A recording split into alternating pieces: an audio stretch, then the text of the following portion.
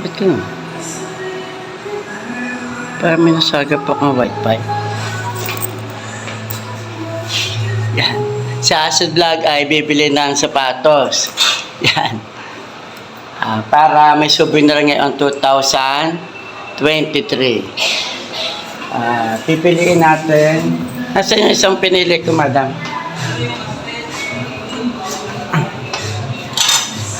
So, aring isa dahil wala nang magkakasya. Maliit ang paa ni Acid Vlog. Inipak ko na. Yun na ating bibilhin. Yan. Ano po yung size? Okay na. May malaki ganyan na kaunti.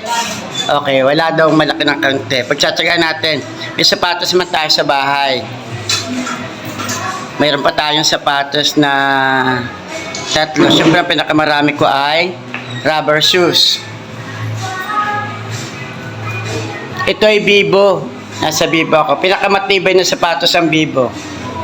Kasi mura na, tapos ay napakatibay ng sapatos ng Bibo.